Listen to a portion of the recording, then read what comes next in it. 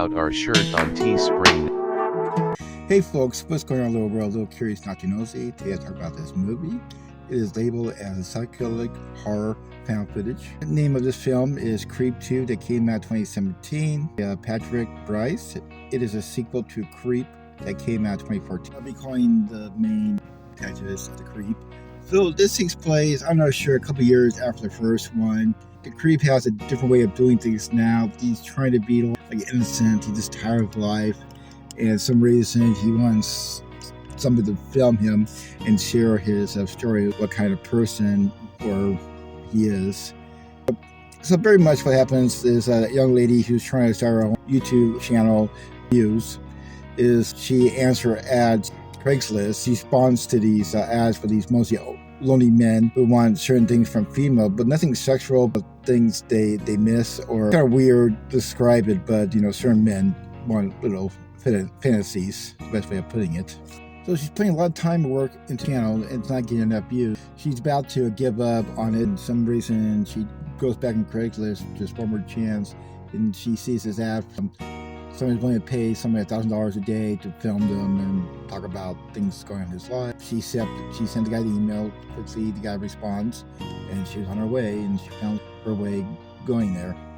So when she arrives at the Creep's place, he doesn't waste any time, automatic shows who he is and what kind of person.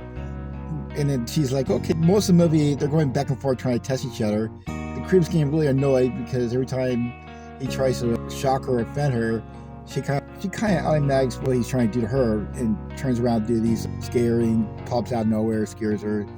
One scene that she's in the shower, but it turns out she's waiting for him and scares the crap out of him.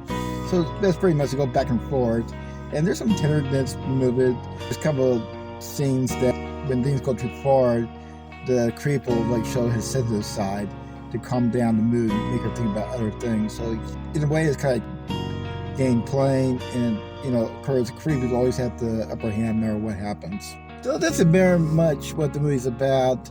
I enjoyed this one a lot better than the first one. The first one was good, took it to a different level, and they tried to mix things up to make it more interesting.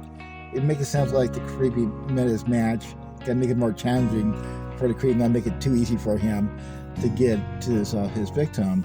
Also, once again, I'll tell people 1,000 times, I like these movies a lot better than movie budgets that cost like $100,000 or $100 something to make. But you can make a basic good movie with a low budget, decent storyline, something they can relate to, or something to audience see what this guy's gonna do next. It's kind of like getting really into the Creep series because you never know what he's gonna do next or what he's gonna say. So that makes this guy more creepy or more likable in some creepy way, my guess. All the rest, I think you enjoy this movie if you like really, B movie, decent acting. That's all I say. It's a good movie. That's what it is. Nothing, not bloody, not really that much bloody or gory, most horror movies, but it's like you're trying to analyze the Creep and what he's up to this time, because he totally changed his format, how he's going to do this in this movie.